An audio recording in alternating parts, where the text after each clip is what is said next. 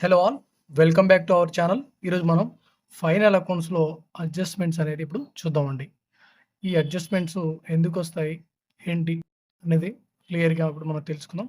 ఈ అడ్జస్ట్‌మెంట్స్ నేర్చుకున్నట్లయితే మనకు కంప్లీట్‌గా మనకు ఫైనల్ అకౌంట్స్ అనేది మన చేతిలో ఉన్నట్టే 20 మార్క్స్.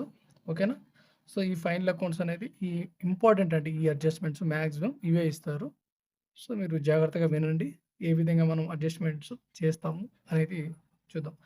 యాక్చువల్‌గా ఈ అడ్జస్ట్‌మెంట్స్ అనేటివి ఎందుకొస్తాయంటే, సపోజ్‌కి మనం ఫైనల్ అకౌంట్స్ అనేది ఒకటే రోజులో చేసేయలేము గదా! సో, ఒక 5 డేస్ బిఫోర్ గానీ, లేదా ఒక 10 డేస్ బిఫోర్ గానీ చేస్తాం. ఓకేనా? యాక్చువల్‌గా మనము ఫైనాన్షియల్ ఇయర్ 31 మార్చి నాటికి మనం ఫైనల్ అకౌంట్స్ అనేది ప్రిపేర్ చేస్తాం. సో, దానికంటే ఒక 5 డేస్ ఆర్ 10 డేస్ ముందు మనము స్టార్ట్ చేస్తుంటాం. అప్పటినుంచే లెడ్జర్ అకౌంట్స్ లెడ్జర్స్‌కి పోస్ట్ చేయడం amounts and trial balance prepare చేయడం. ట్రయల్ బ్యాలెన్స్ నుంచి మనం ఇంకా trading account, profit and loss account, final accounts prepare చేయడం చేస్తుంటాం. సో, ఏవైతే ఈ 10 డేస్, 5 డేస్ ఉన్నదో టైము, ఆ టైంలో జరిగిన ట్రాన్సాక్షన్స్ గూడా మనం అడ్జస్ట్‌మెంట్ కింద చూపిస్తాం. ఓకేనా? ఏదైతే ట్రాన్సాక్షన్ జరిగినాయో ఆ ట్రాన్సాక్షన్‌ని అడ్జస్ట్‌మెంట్ కింద చూపిస్తాము. ఇంకోటి మనకు అక్యూరల్ కాన్సెప్ట్ అని గూడా ఒకటుంటది. ఆ అక్యూరల్ కాన్సెప్ట్‌ని బేస్ చేసుకొని మనకు ఎవరైనా పేమెంట్స్ ఇయర్‌కి ఇవ్వాల్సుంటే, ఇవ్వకుండా ఉంటే నెక్స్ట్ ఇయర్ ఇస్తారనుకోండి. మనకవి రావచ్చు. సో, అక్యూరల్ కాన్సెప్ట్ ప్రకారం మనకు రావాల్సినటన్నీ కూడా మనం ఏం చేసుకుంటామంటే రాసుకుంటాం. మనం పే చేయాల్సినవి కూడా మనం ఎవరికైనా పే చేయాలనుకో అవి కూడా మనం ఈ ఫైనాన్షియల్ ఇయర్ అకౌంట్‌కి సంబంధించి రాసుకుంటాం. ఓకేనా? సో, అలాంటివన్నీ కూడా అడ్జస్ట్‌మెంట్స్ కిందకి చూపిస్తారు. ఫర్ ఎగ్జాంపుల్ ఇక్కడ చూద్దాం. చి చిన్న ఇంట్రడక్షన్ ఉంది అడ్జస్ట్‌మెంట్స్ గురించి. When the books are maintained as per the accrual basis of accounting, the incomes and expenses need to be recorded on accrual basis. This means an income earned in the current financial year, whether received or not, and expenses incurred for the current financial year, whether paid or not, need to be accounted for the in current financial year అండి. సపోజ్‌కి ఈ financial ఇయర్‌కి సంబంధించి మనకేమైనా incomes, earnings ఉన్నాయనుకోండి. వాళ్ళు year ఇవ్వలేదు. Next year ఇస్తారనుకోండి. అవి కూడా మనం ఇక్కడ రాసుకోవాలి. దాన్ని మనం అడ్జస్ట్ వెయిట్ చేస్తాం. వాళ్ళు ఇస్తారులే అని 31 మార్చ్ దాకా ఐ మీన్ 31 మార్చ్ దాకా వెయిట్ చేస్తాం. వాళ్ళు ఇవ్వకుంటే ఏం చేస్తామండి, ఆ రోజు అడ్జస్ట్‌మెంట్ కింద రాసుకొని మనం దాన్ని ఫైనల్ అకౌంట్స్‌ని కంప్లీట్ చేసేస్తాం. ఓకేనా? ఇలాంటివన్నీ ఉంటాయి. ఒకవేళ ఎక్స్‌పెన్సెస్, ఈ ఇయర్‌కి సంబంధించిన ఎక్స్‌పెన్సెస్ మనం పే చేయాల్సుంది. అది మనం పే చేయలేదు. కానీ మనం రాసుకోవాలి. ఈ కరెంట్ ఇయర్‌కి సంబంధించింది కాబట్టి రాసుకోవాలి. అది నెక్స్ట్ ఇయర్ పే చేసినప్పటికీ మనము రాసుకోవాలండి. ఇదే ఇక్కడ చెప్పారు. ఓకేనా? Whether paid or not need to be accounted for in current financial year. అది మనం పే చేసినా చేయకపోయినా మనం రికార్డ్ చేసుకోవాలి. ఓకేనా? This gives rise to adjustment in final accounts అండి. ఓకేనా? ఇలాంటివి మనకు అడ్జస్ట్‌మెంట్‌కి కారణమవుతాయి. అడ్జస్ట్‌మెంట్స్‌కి కారణమవుతాయి. ఓకేనా? సో, ఇప్పుడు చూద్దాం అడ్జస్ట్‌మెంట్స్ ఇంపార్టెంట్‌వి చూద్దాం ఇప్పుడు. క్లోజింగ్ స్టాక్ అండి. ఈ క్లోజింగ్ స్టాక్ అనేది ఒక అసెట్. ఏంటంటే మనం దీన్ని ఎక్కడెక్కడ రికార్డ్ చేసామో చూద్దాం. దీన్ని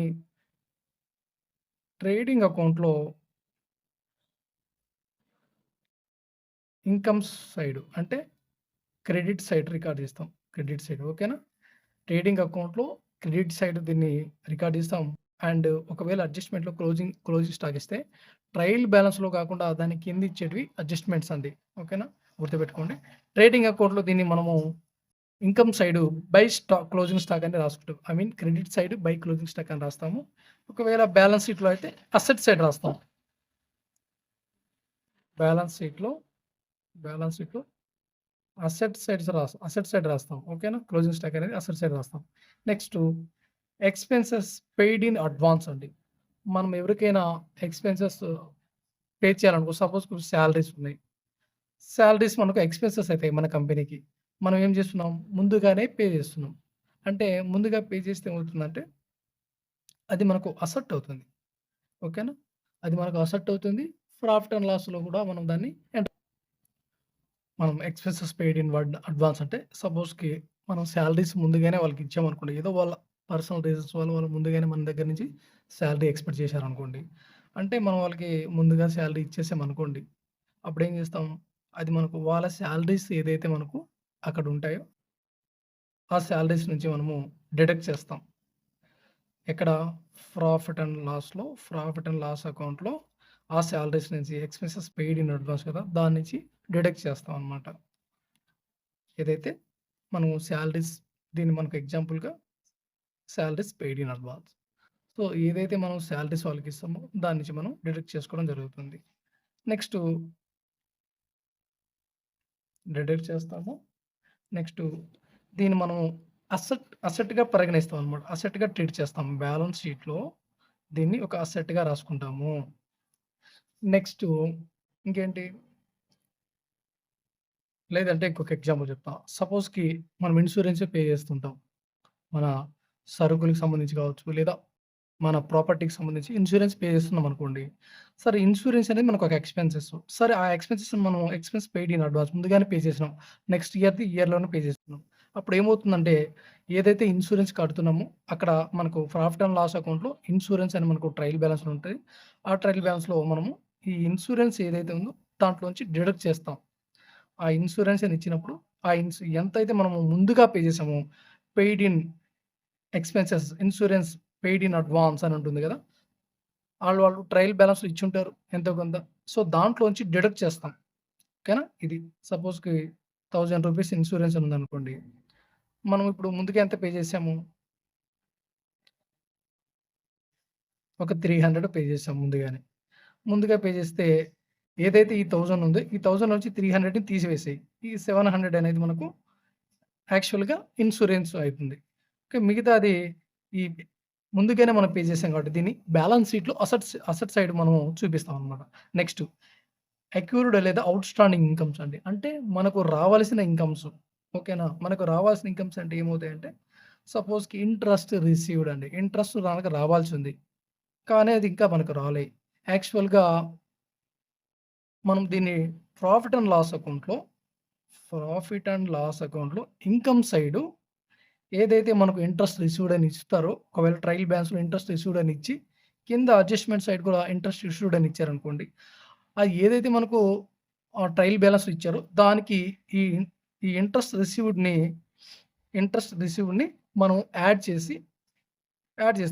ఎటు సైడ్ అంటే క్రెడిట్ సైడు.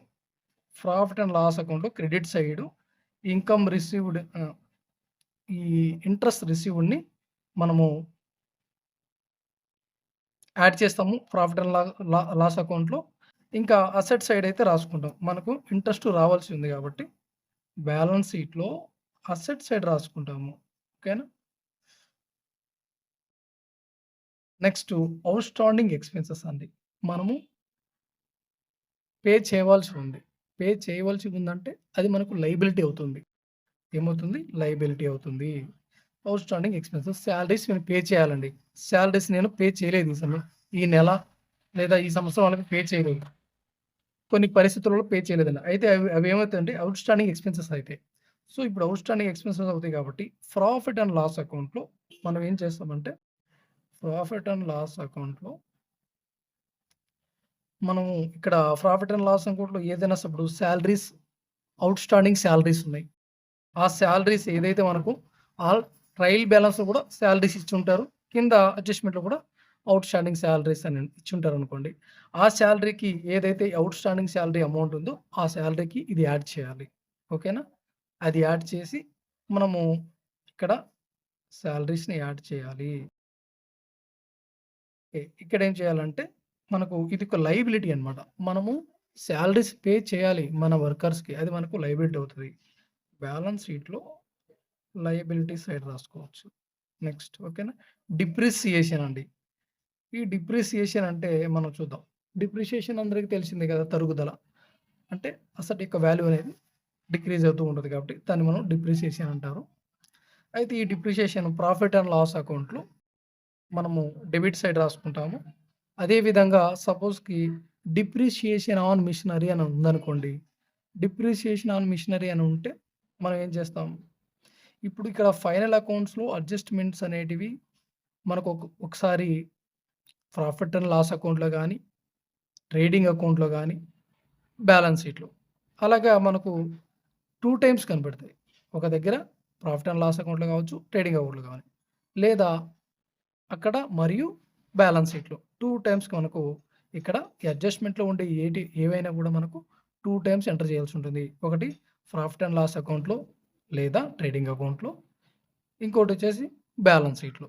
ఖచ్చితంగా ఈ రెండిట్లో మనము ఎంటర్ చేయాల్సి ఉంటుంది. ఒకవేళ ట్రేడింగ్ అకౌంట్‌కి సంబంధించి చాలా తక్కువ ఇస్తారు. మాక్సిమం ప్రాఫిట్ అండ్ లాస్ అకౌంట్‌లోనే ఎక్కువగా అడ్జస్ట్‌మెంట్స్ ఉంటాయి. తర్వాత బ్యాలెన్స్ షీట్. బ్యాలెన్స్ షీట్‌లో ట్రే ప్రాఫిట్ అండ్ లాస్ అకౌంట్. ఈ రెండిట్లో ఎక్కువగా మనకు అడ్జస్ట్‌మెంట్స్ అనేటివి ఉంటాయి. దానికి రిలేటెడ్‌గానే మనము ఎంటర్ చేయాల్సి ఉంటది. నెక్స్ట్ డిప్రిసియేషన్ చెప్పాను కదా! ప్రాఫిట్ అండ్ లాస్ అకౌంట్‌లో డెబిట్ సైడ్ ఎంటర్ చేయాలి. ఇంకోటొచ్చేసి మనము అసెట్ డిప్రిసియేషన్ ఆఫ్ మెషినరీ అని ఉందనుకోండి. బ్యాలెన్స్ షీట్‌లో ఆ మెషినరీ నుంచి ఎంతైతే డిప్రిసియేషన్ ఉంటదో అంత తీసేయాలి. Less from machinery. మెషినరీ నుంచి తీసేయాలి. ఓకేనా? అది నేను మెషినరీ అని చెప్పాను కాబట్టి.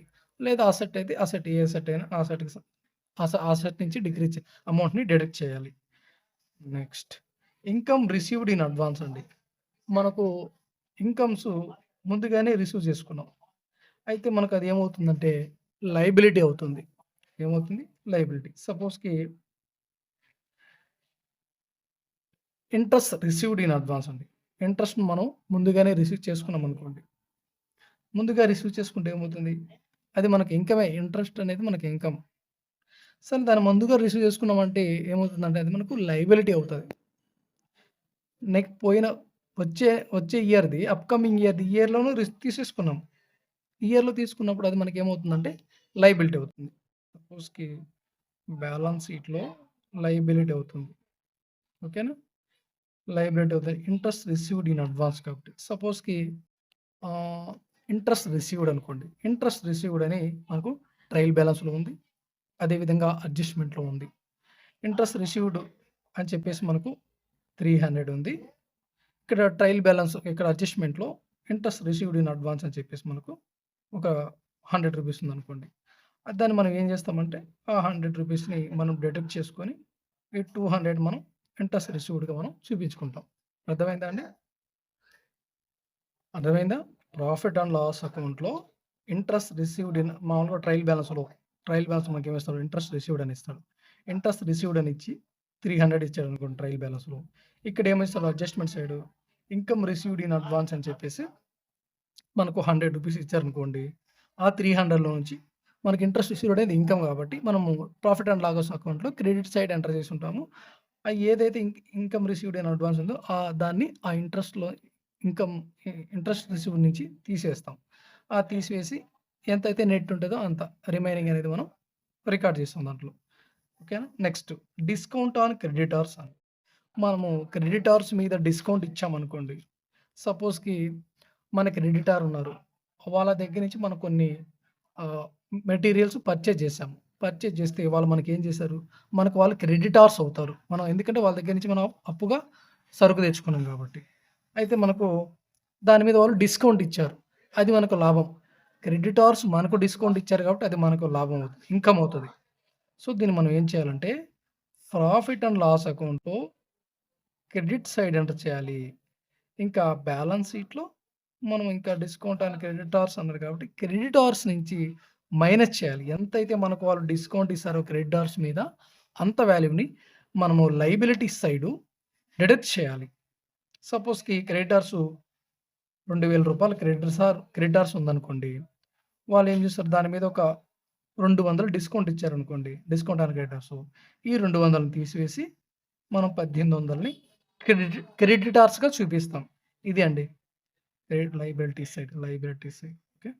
నెక్స్ట్ ఇవంతా చూడండి. Bad debts, doubtful bad debts, provision or reserve for bad debts, discount on debtors ఇవంతా కూడా మనకు ప్రాఫిట్ అండ్ లాస్ అకౌంట్‌లో వస్తాయి. ఓకేనా? అన్నీ కూడా ఇవి లాసెస్ అండి. బ్యాడ్ డెట్స్ మనకి ఇవ్వాల్సిన డెటార్స్ మనకివ్వలేదు. అది మనకు లాసే. డౌట్‌ఫుల్ డెట్స్ అన్నా ఇవే. వాళ్ళు ఇస్తారో లేదో కన్‌ఫ్యూజన్‌లో ఉన్నాం. సో, అవి మనకు వస్తాయో రావో తెలీదు కాబట్టి మనం డౌట్‌ఫుల్ డెట్స్ అంటే ఒక లాస్‌గానే పరిగణిస్తాము. Next provision or reserve for bad debts చెప్తానండి దీని గురించి. Provision or reserve for bad debts. సపోజ్‌కి నేను provision or reserve for bad debts అని ఒక రూ. 3000 పెట్టుకున్నా. రిజర్వ్‌లో పెట్టుకున్నా. కానీ ఏమైంది? రూ. 4000 మనకు రిజర్వ్ ఫర్ బ్యాడ్ డెట్స్ రూ. 4000 మనం రిజర్వ్ చేసుకుందేమో రూ. 3000. కానీ మనకు అక్కడ బ్యాడ్ డెట్స్ వచ్చింది రూ. 4000. అప్పుడు మనకు లాసే కదండీ! ఈ 4000 నుంచి ఆ 3000 తీస్తే ఇంకా రూ. 1000 లాస్ వచ్చింది కదా! ఇదేనండి రిజర్వ్ ఫర్ బ్యాడ్ డెట్స్ అంటే ఈ విధంగా ఉంటుంది ట్రీట్మెంట్ అనేది.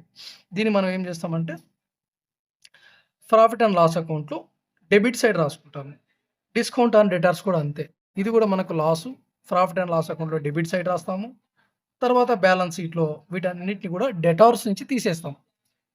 వీటన్నిటిని కూడా ప్రాఫిట్ అండ్ లాస్ అకౌంట్‌లో డెబిట్ సైడ్ ఎంటర్ చేస్తాం. ఇంకా బ్యాలెన్స్ షీట్‌లో డెటార్స్ నుంచి డెటార్స్ నుంచి డిడక్ట్ చేస్తాం. ఓకేనా?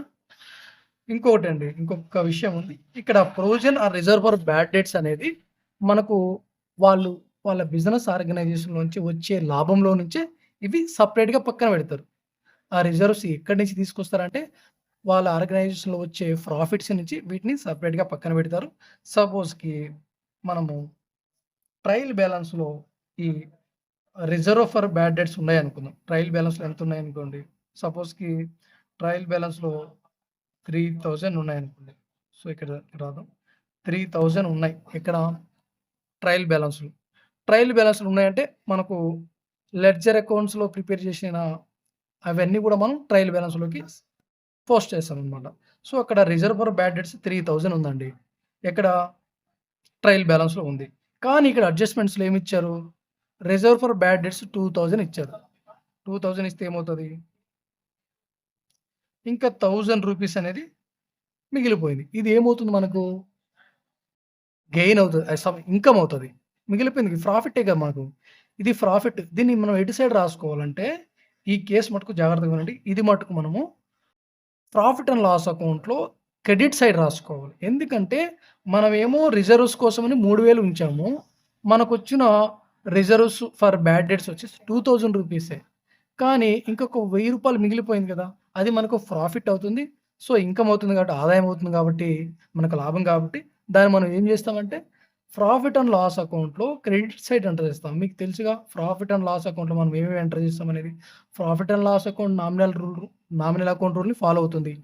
Debit and losses all the expenses and losses debit చేయాలి. ఏది ప్రాఫిట్ అండ్ లాస్ అకౌంట్‌లో.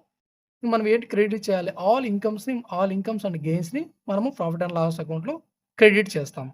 ఇక్కడ మనకి ఇన్‌కమ్ ఎంత? రూ. 1000 దీన్ని మనం క్రెడిట్ చేయాలి. ఇది మీరు గుర్తుంచుకోవాలి బాగా. ఓకేనా?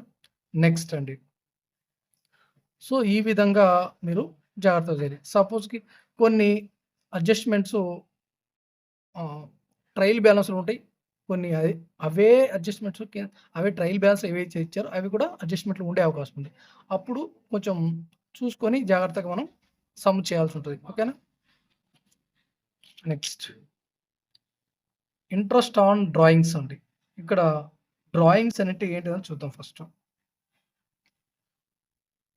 ఇక్కడ డ్రాయింగ్స్ అంటే మన బిజినెస్‌లో నుంచి ఓనర్ ఎవరైతే ఓనర్ ఉంటారో ఆయన కొంచెం మనీని యూజ్ చేసుకున్నట్లయితే దాన్ని మనం డ్రాయింగ్స్ అంటాం. ఆ డ్రాయింగ్స్ ఏ మనం బిజినెస్‌లోని మనీని తీసుకున్నట్లయితే మనకు క్యాపిటల్ అనేది తగ్గిపోతుంది. సో, ఈ క్యాపిటల్ తగ్గిపోతుంది కాబట్టి ఈ ఎంతైతే మనీని తీసుకున్నారో అంత మనీని క్యాపిటల్ నుంచి డిడక్ట్ చేయాలి. డిడక్ట్ చేస్తేనే కదా క్యాపిటల్ తగ్గుతుంది.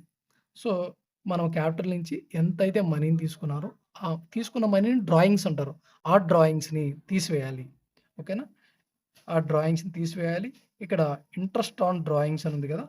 ఇంట్రెస్ట్ ఆన్ డ్రాయింగ్స్ అనేది కంపెనీకి ఆర్గనైజేషన్‌కి ఇన్‌కమ్ అండి. ఇంట్రెస్ట్ ఆన్ డ్రాయింగ్స్ అనేది ఇన్‌కమ్. కంపెనీకి ఇన్‌కమ్ అది.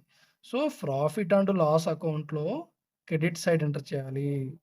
ఇంకా బ్యాలెన్స్ షీట్‌లో క్యాపిటల్ నుంచి డిడక్ట్ చేయాలండి. మైనస్ చేయాలి. క్యాపిటల్ నుంచి మైనస్ చేయాలి. డ్రాయింగ్స్‌ని మైనస్ చేయాలి. ఇంట్రెస్ట్ ఆన్ డ్రాయింగ్స్‌ని కూడా మైనస్ చేయాలి. గుర్తుపెట్టుకోండి.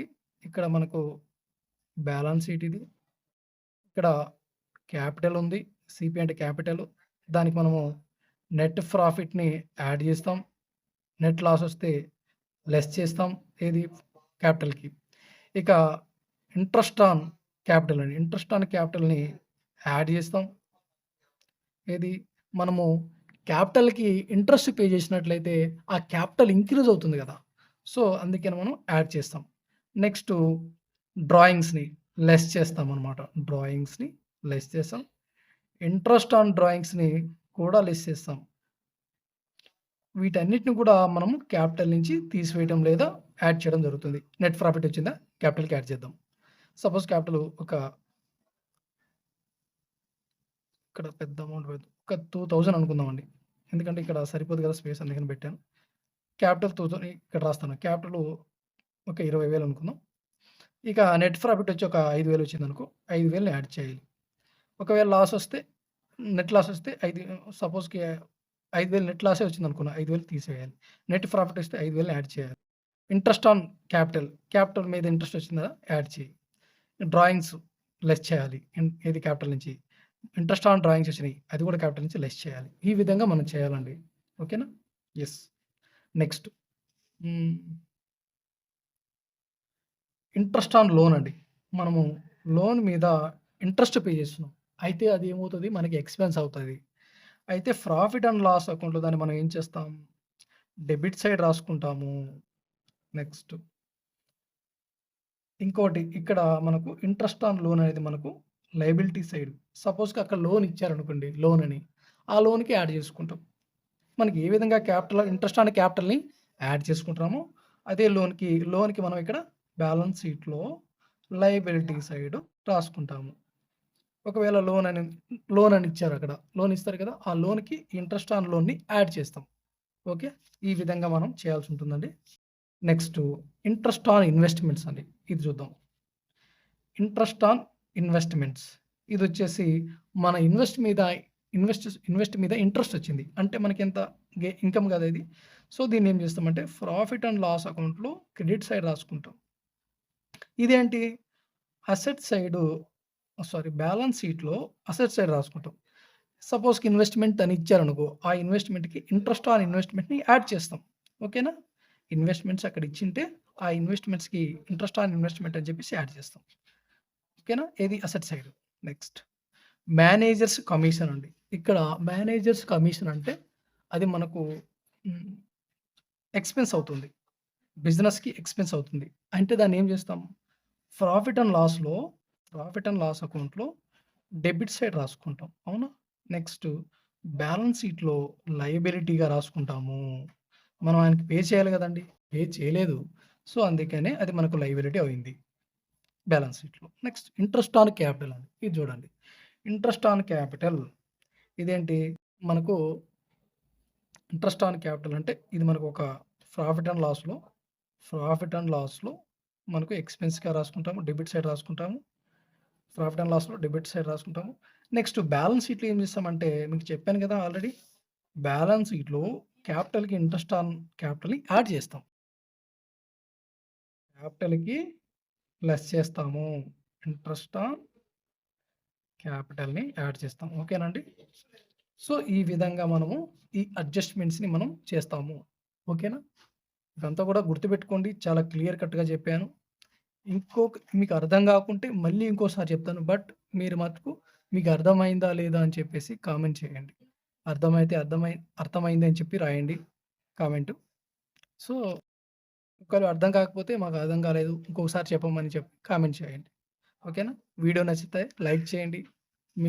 మీ ఫ్రెండ్స్ ఎవరైనా ఈ accounts background, commerce background students ఉంటే వాళ్ళకి మన వీడియోస్ అనేది షేర్ చేయండి. వాళ్ళకి కూడా హెల్ప్‌ఫుల్‌గా ఉంటుంది. ఓకేనా? థాంక్ యూ అండి. Thanks for watching. నెక్స్ట్ వీడియోలో మనం ప్రాబ్లమ్స్ అనేది విత్ అడ్జస్ట్‌మెంట్‌తో ట్రై చేద్దాం. ఓకేనా? Thank you. Thanks for watching. ఒకసారి మీరు క్లియర్‌గా చూసుకోండి.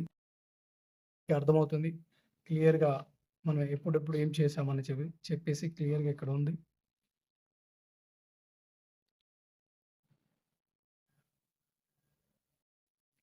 ఒకసారి చూసుకోండి. థాంక్ యూ అండి. Thanks for watching.